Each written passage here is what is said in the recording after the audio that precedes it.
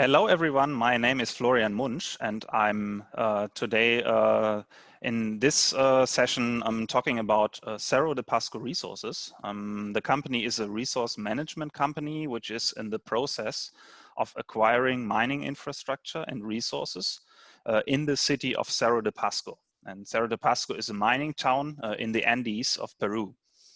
And acquiring these resources and equipment puts the company in the position to be a leading or to be the only mining operator on site. And all this is about a very significant resource. And by becoming the mining operator, the company wants not only to generate significant returns for its shareholders, but also have a very positive social and environmental impact for the local community and other stakeholders. And in this call today, I'm joined by Professor Dr. Bernhard Dold. And Mr. Dold recently joined Cerro de Pasco Resources as the Chief Technical Officer for the company, and he has a impressive history with the mining project from the research side. So he conducted research for his university and on the site, and he has experiences for many years on the project. And what you can, as a viewer for this of this interview, what you can expect is not quite the typical investor presentation, which we sometimes do on this channel, but rather digging a little bit deeper into the backgrounds, the mechanics, the science, and the history of Cerro de Pasco. So I'm welcoming you, Bernhard, to this call, and thank you for joining me here.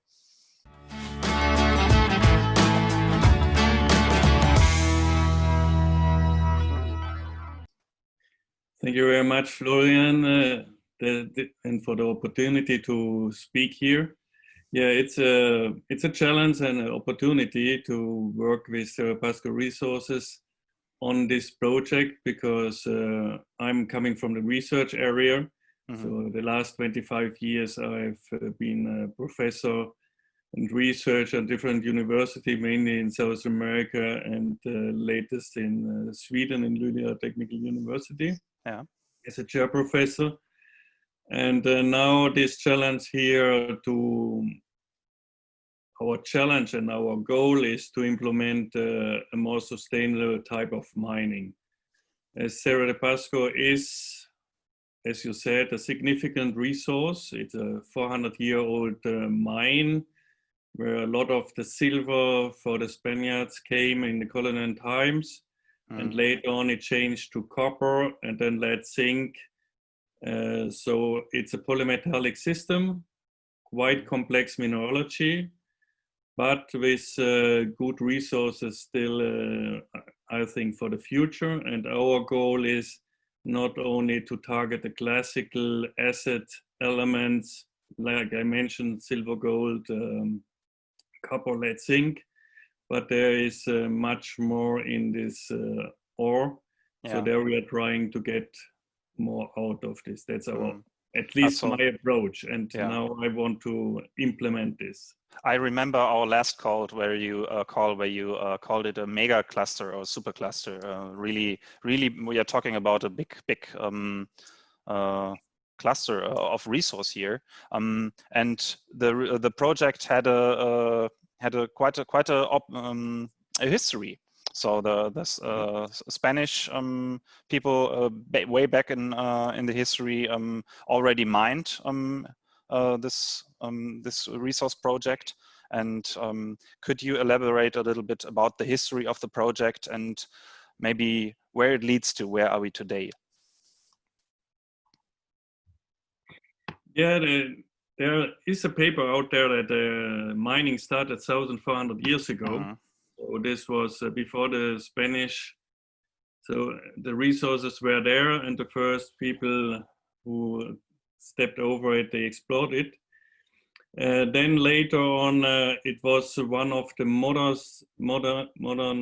mines and the biggest investment in the 20th century, where the Cerro de Pasco Corporation started So it was one of the modernest mining operation in the world, with a huge investment, one of the first railway station, a smelter, etc. So it was a very important mining district.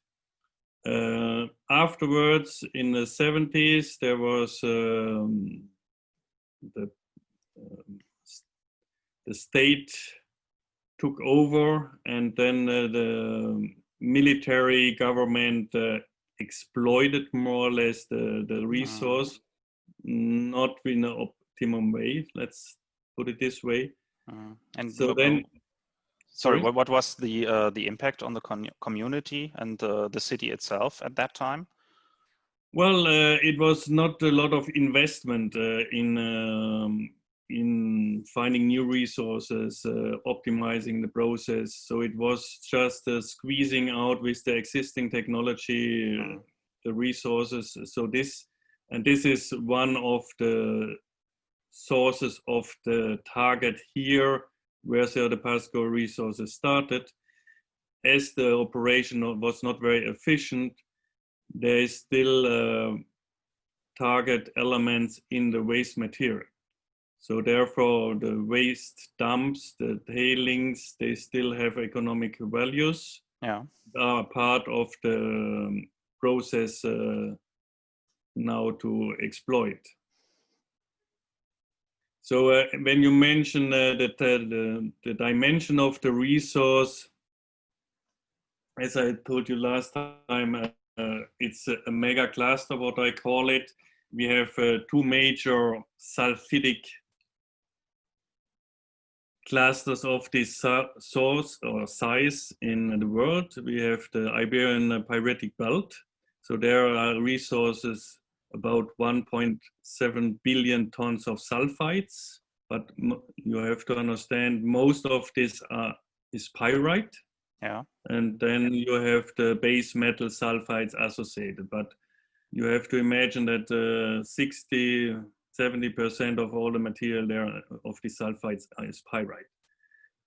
And in Cerro de Pasco, we have about estimates about, not in Cerro de Pasco, the mine itself, but the area where are different mines. Altogether, we assume about 1.3–1.5 billion tons of sulfides. Also, most of it pyrite. Yeah, so. Before we dig deeper into the geological terms and so on, could you maybe paint a picture for viewers who are not familiar to the story? So how does the city look like? There's an open pit and a stockpile and so on. Can you explain it a little bit, how it all looks like? It's like always in this very long mining histories, when you have ore somewhere exposed on the surface and it's discovered, and discovered in between nowhere, the people are attracted to this place and start to build a city around this resource. Yep. And as it's a long history of this mine, now and it starts usually small, and with time you expand and find new resources. Now you have the situation that you have a big open pit, but directly at the edge you have the houses, the town. So the town invaded more or less the terrain where the mine should be. And this is, of course, then also a source of social conflicts. So at the end, the expansion of the mine is now limited at the moment by the town. And there was yet efforts in 2007, 2008 to move the city to expand the mine. But then the crash came and all this project died out. Yeah. But of course, there are resources under the mine, and at the moment the town is, trying to survive, because the mine is not really operating in full function. It's at minimum operation just to maintain the system. So it's not a very efficient mining operation at the moment. And to scale back the operation, to expand the operation, would surely benefit the local community, giving employment to people and making yeah, at least the city more prosperous in the process. Do you agree? Yeah, of course. At the moment, it's really the situation, and not only to COVID, but in generally before that, the town is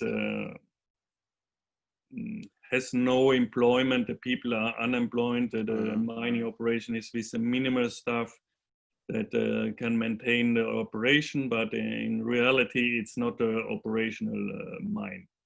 So this will be then scaling up slowly to the full capacity of the operation there, and in a more efficient way, of course. Yeah. And Cerro de Pasco Resources, which I'm a shareholder of, and you are the CTO, does already own a part of the mineral rights. Can you explain what does Cerro de Pasco already own, and what is it about or in the process to acquire right now? Well, at the Cerro de Pasco Resources, they started with buying the claims in the mine tailings and waste dumps. There are, to explain it in a way, when Volcan, which is now the owner of the mine, the operation, bought this mine from Centromin, which was a statal operator of the central mining complex in Peru, so it was statalized. So then they privatized, and it was a Peruvian enterprise, Volcan, who was buying this asset. And they had the choice to say, okay, we take this and this from we need for the mining operation, and we don't want, for example, they didn't want the mine waste dump Excelsior and the old tailings impoundment. They bought the new tailings impoundment, it's called Okroyok. They bought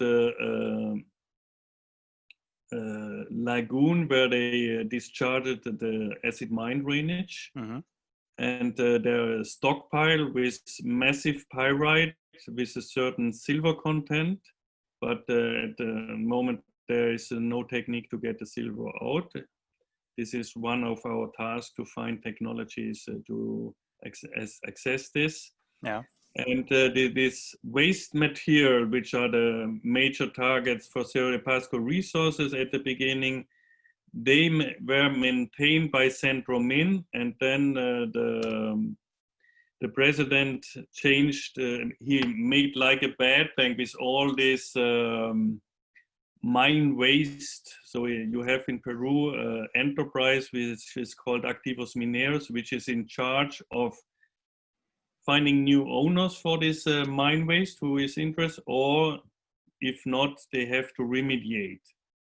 So this is a little bit the situation. And here you have also this Excelsior and Quilicocha. This was one of this, what Volcan did not take over. So it stayed in the hand of the state. Yeah. And there have been mining claims in between over the two parts, which is the claim of El Metalurgista. And this was Cerro de Pasco Resources Board. And they started in trying to exploit this mine waste. Yeah. And now it came the situation that Volcan was bought 2017 by Glencore, which is the biggest mining company in the world at the moment. And they want to sell this mine, not the whole Volcan, because there are other assets, but the Cerro de Pasco, they are now, so Cerro de Pasco Resources an opportunity to buy the whole mining operation, which makes a lot of sense. Then also to rework mine waste and also work the still existing resources and develop a concise operation. So then you can optimize the process in a good way. So this is at the moment the situation where we are. So at the moment there are the negotiations, the framework in which conditions this transaction will be done. And the company is currently, I'm not giving exact numbers here, but currently about 80 million market cap, and it's not yet an operating company. So what has to happen in order to close the transaction, which actually was published some month ago? So before all the Corona struggles and so on, which all, of course also had an impact on the mining operation and the deal here. But what has to happen now for closing the deal and really making Cerro de Pasco Resources the operator and the owner of all those facilities on site? Yeah, these are the negotiation where I'm not involved. So I cannot talk about this. They are talking about the conditions. Two sides have to agree how to take over, what is the relationship afterwards. But these are at the very moment the discussion. So I don't have information on that. Yeah, no problem. We will certainly do this information later. And if you speak German, you can go on my website, which I will link below. Which with much more background information about all this. And we will do an interview with someone else on the management who can talk about this later. But Bernhard, what's your profession, or what's your expertise is the technical side of things. So that's why you came in as the CTO. So what's your take? What are you going to do, and what are you going to change at the project? Yeah, well, my goal is that, or my philosophy in general is that we are trying, when we exploit ore deposit, at the moment we extract only a very minor part of the material. Currently, it's in a relationship that you might understand when you have a cow with half a ton. What we take out usually is 1% as target minerals or elements. And the rest of the cow we throw into the river. And then, of course, oxidation starts and you pollute the water. Mm-hmm. But all the other material, the 9% of minerals we need for construction, etc. Now, the problem is, as we mine today, we throw everything together and it will pollute the environment. If we separate smartly the different minerals in the process at the very beginning, then we can produce a lot of more products, which we will need anyhow in the future, like sand for cement, very simple, or pyrite is also a resource for iron. We can do, there are a lot of trace elements in there. There is gold and silver in there we have to get out. So there are different techniques to do this, and we have to try to find an economically feasible way in doing this. And as we have so big resources for the pyrite, for example, up there, it's worthwhile to invest some time and also money in order to solve this problem, because then we also solve in the same way the environmental problem. And that's our goal. Yeah, it's not an easy task, but yeah, sure. At the moment, all the big companies are trying to find a solution for this. Okay. Because the problem is, as long as we produce mine waste, as long as we have this concept that we have a small part of the material we take out as target, as value, and this waste, we will have problems with the society, because we throw the waste in the backyard of the society, and of course it will pollute. And that's what's happening all around the world. And this we have to change. So we have to give value to the whole material. Technically, it's possible, but at the end, it's a cost balance you have to achieve that it's also economically. But at the moment, I have been the last 3 years in Sweden, in some society, you are not able to open any mine anymore, because the society just don't want to have a mine in their backyard. Yeah. So if we don't find a solution for this problem, then we will stick somewhere that we cannot open new mines. Yeah? And we need new mines. Everybody knows that we need the metals. for the technological development. So that there is no doubt that we need mining. But we need to change the way of mining, and that's the target. Okay, and there's obviously a lot of room for improvement, especially in this matter, especially on the side of pyrite. Can you elaborate a little bit more on the pyrite? We talked about this one-to-one last time. So when we talk about pyrite, which is in Cerro de Pasco and in the other mines, the main sulfide minerals, it's more or less 50 to 60% of all the material. So it's an important resource. We are talking about in Cerro de Pasco about 350 million tons of this mineral. And this mineral has associated in some parts important amount of silver, copper. We have different generations of pyrite in the system, which have different compositions. So we have to learn to understand, and then we have to find the processes to extract these elements in an economic way. And then we have not only this gold and silver, we have iron, we have sulfuric acid, we have energy in there.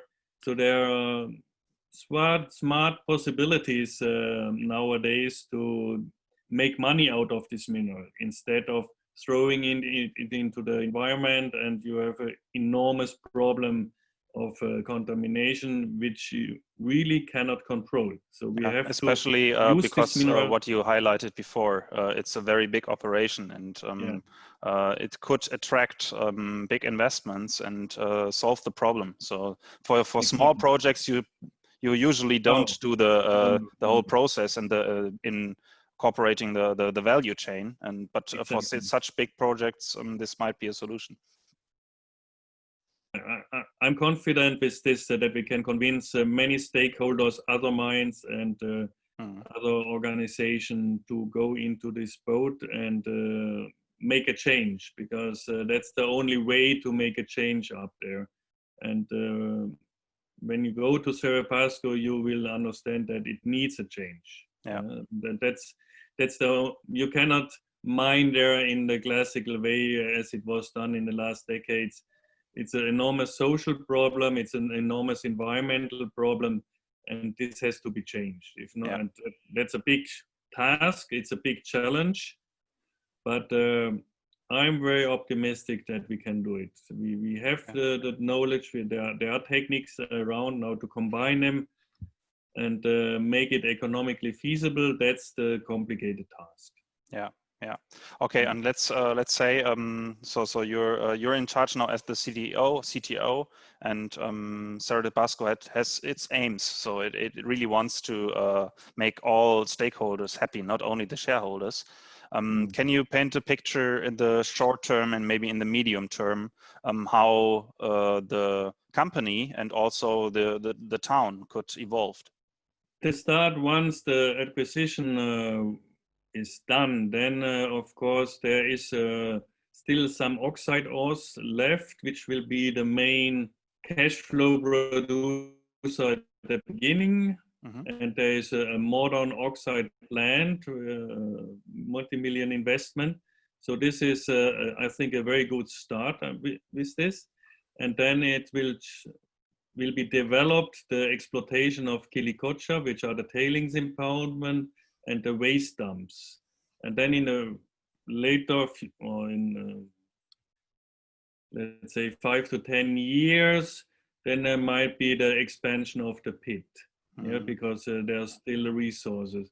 So it's a stepwise upscaling, and in the time of the implementation of these different techniques, I will be in charge to optimize and hopefully manage to convince everybody that we have with pyrite a good friend, not an enemy, but we have to treat it in the correct way.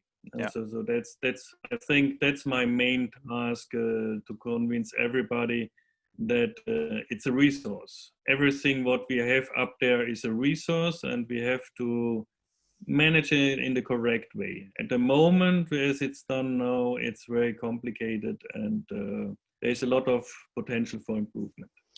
Lots of work to do, lots of potential for improvement. That's what we want to hear. And anything else you would like to add, Bernhard? What's anything else you would like to mention? Yeah, I think also when you talk to investors, it's important to think that not only you have your share getting in the next 3 months up. Yeah. If you do investment in such a company, which if we can show really that this works, that we can change the mining process, this will be a game changer, because it will be a very big operation, and if we manage to do so, then it will be a good example for other companies which are still hesitating. No, in the mining operations, you hesitate only, and somebody has to show it that it works. If not, nobody steps on the road. So that's as we are not a big company, we are starting up with these new ideas. So there we can try to do it, and to show that it's, if you have the right technique, the right people, that it can work. So that's our goal. Yeah. And if we can show this, and if the market has the confidence and also the patience, because it's not one day on another you change a 400-year-long operation. Of course. So this, everybody has to be very clear.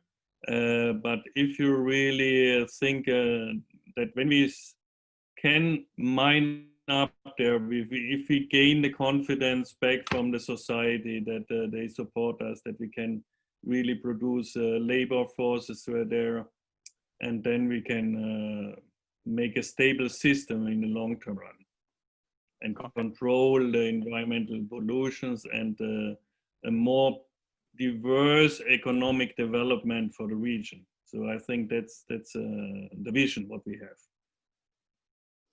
Thank you very much, Professor Dr. Bernhard Dold of Cerro de Pasco Resources. Thank you very much.